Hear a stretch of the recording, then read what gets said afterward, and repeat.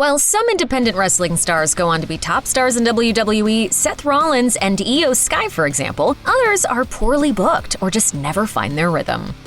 She's timeless now, but if you put the constraints of linear time on Toni Storm, you'll see that she's done a lot. She became a professional wrestler at the age of 13, so at the age of just 29, she has a full 16 years of in-ring experience. After several years wrestling in Australia, Storm blasted onto the UK indie scene in Progress Wrestling, where she was their first ever women's champion. Storm eventually made her way to stardom in Japan, and her time in that promotion was littered with bangers. For one, she had an absolute peach of a match against Io Shirai, now Io Sky, at Stardom Gold in 2017. Storm entered WWE through the Mae Young Classic tournaments in 2017 and 2018, winning the second. She then joined the NXT UK roster and became its women's champion. In 2021, Storm was called up to SmackDown. That's where things quickly went sideways. On an episode of Talk is Jericho, Storm described the experience. I was totally unhappy. I wasn't burnt out. I mean, I was in catering most of the time. She specifically mentioned hating a proposed angle involving her being in love with Rick Boogs. She requested her release in late 2021 and was in AEW by the next year. She's now a four-time AEW Women's Champion, and by just about every measure, the top star in the company's women's division.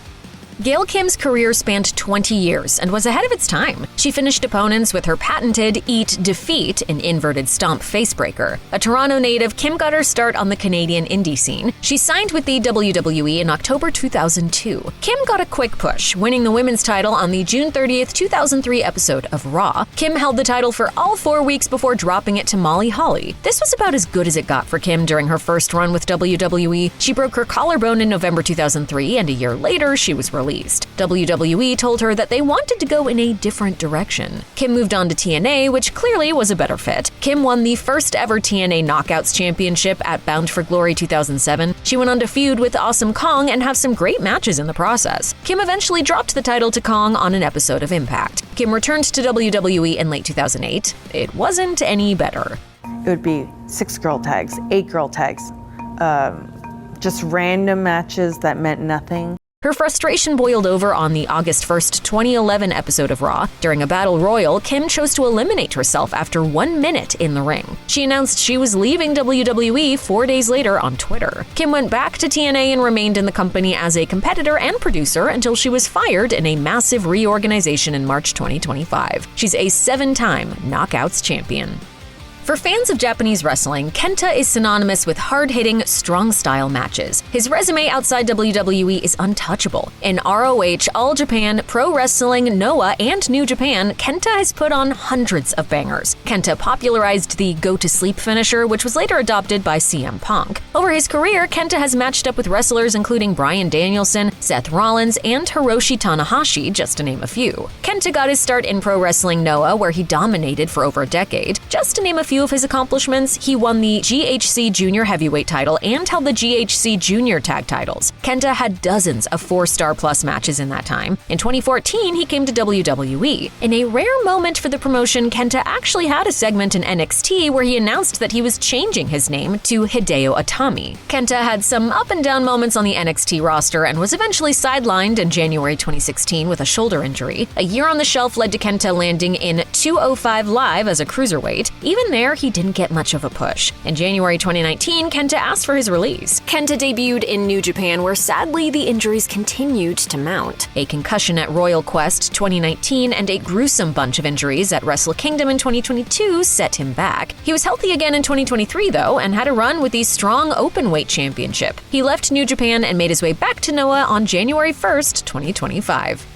What a healthy Keith Lee can accomplish in the ring for a man of his size is simply jaw-dropping. He broke into the indie scene in 2015 when he signed with Ring of Honor. Lee's time there was brief, but he clearly demonstrated his abilities. After some time in Evolve, Lee went to Pro Wrestling Guerrilla, which is where he really put himself on the indie map. At the 2017 Battle of Los Angeles, Lee was matched up against Donovan Dijak. The two pull off spots that seem downright impossible. At one point, Lee lands on his feet out of a monkey flip. Dave Meltzer of the Wrestling Observer awarded the match 5 stars, and it put Lee in the upper echelon of indie wrestlers. Lee signed with WWE in 2018, starting out in NXT. His highlight moment came at the 2020 Great American Bash, where he defeated Adam Cole to win the NXT Championship. His call up to the main roster, however, was anything but remarkable. After a minor push on Raw, Lee was out for 4 months after contracting COVID-19. When he returned, he was given a new gimmick, Bearcat. The gimmick flopped, and Lee was released in November 2021.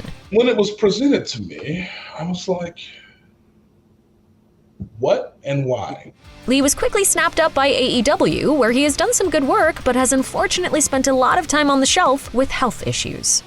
WWE fans probably remember the single mention of Colt Cabana in CM Punk's 2011 Pipe Bomb promo better than anything from Cabana's actual time in the promotion. Though they'd probably both rather move on, Punk and Cabana will forever be linked. The two former besties had a falling out in the midst of a lawsuit over a podcast episode, and Punk went on to infamously run Cabana down in the 2022 All Out Media Scrum when they both worked for AEW. Cabana's indie career began in 2002 in Ring of Honor. He won the ROH tag titles twice with Punk in the Second City Saints. Cabana also had an excellent program with Bryan Danielson in 2006 that featured a 60-minute 2 out of 3 falls match. Danielson and Cabana each earned 1 fall before the match ended in a time limit draw. In April 2007, Cabana signed with WWE and took his shot at superstardom. Cabana got a new name, Scotty Goldman, when he debuted on SmackDown in August 2008. He lost to Brian Kendrick, then jobbed to the Great Khali and Umaga before being released in February 2009. Cabana returned to the indie scene where he's had a lot more success, winning multiple championships. Cabana signed with AEW in February 2020, eventually becoming a member of the Dark Order. He was conspicuously absent from AEW programming after Punk's arrival in the company in 2021, and largely has been since Punk's departure too, seemingly mostly working backstage. On the July 19th episode of Collision, Cabana made his return on screen only to be ambushed by Jon Moxley and the Death Riders.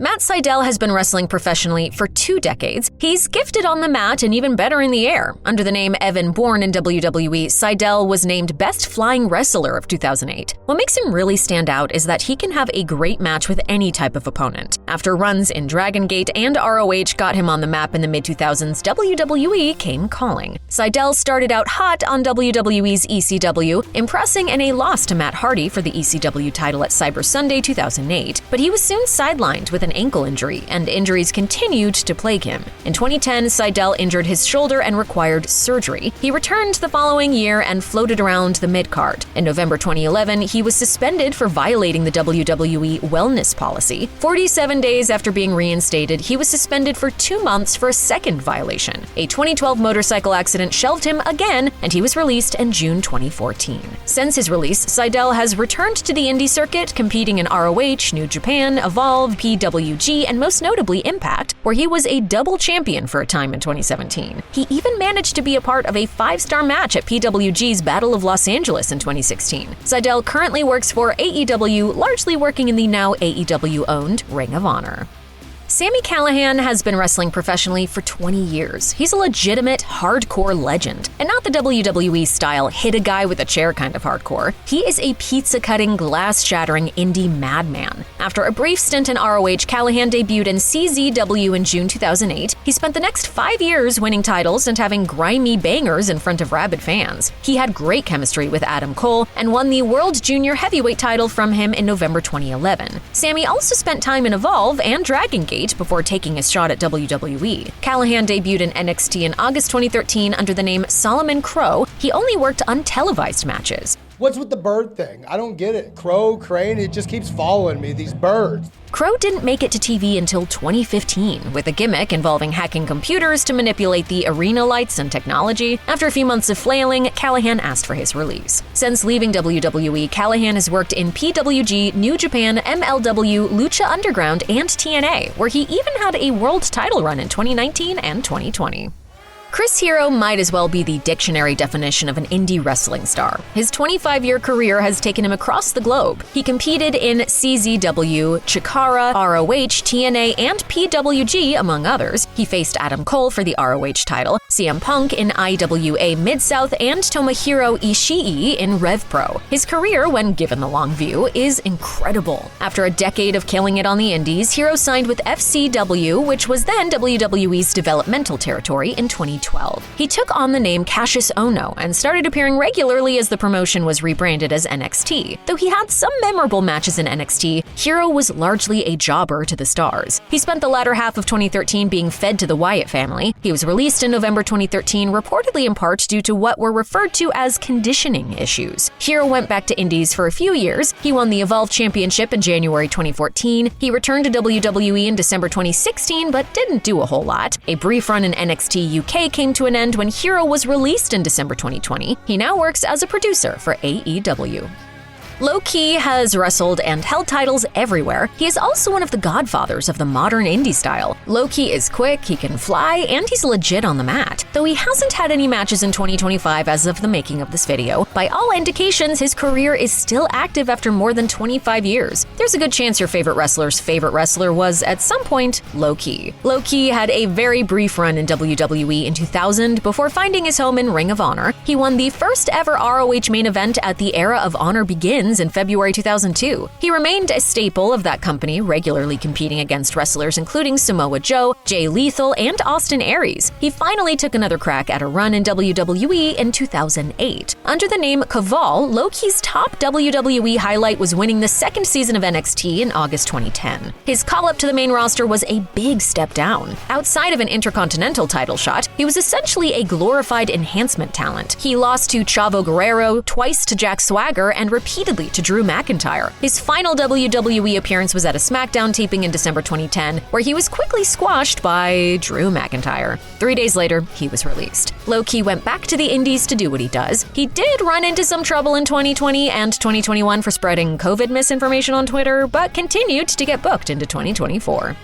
Mistico comes from a wide-reaching family of Mexican wrestlers. He's the son of Dr. Carante and has brothers, uncles, and cousins who all compete in the ring. In Mexico, Mistico is a legend. He has won titles and otherwise lit it up since 2004. When he debuted, Mistico was given an elaborate and wonderfully overwrought backstory and a strong early push. 2 years later, a series of incredible matches earned him Wrestler of the Year, Best Box Office Draw, and Best Flying Wrestler in the 2006 Wrestling Observer Awards. He was also ranked third on PWI's list of the top 500 wrestlers. After some time in New Japan, Mistico signed a contract with WWE in February 2011. Renamed Sin Cara, he started well. He picked up a win over Chavo Guerrero at the Over the Limit pay-per-view in May. What should have been a good run was derailed by some unfortunate botches and a suspension for violating the WWE wellness policy. Sin Cara returned in 2012 and was paired in a tag team with Rey Mysterio. What should have been a winning team was instead fed to Team Rhodes Scholars a few times. In March 2014, he left. Mistico has since returned to CMLL, winning titles and wowing fans in the process. Arguably the most memorable moment from the June 2025 AEW Dynamite broadcast from Arena, Mexico was the fans adoringly singing along to his entrance music.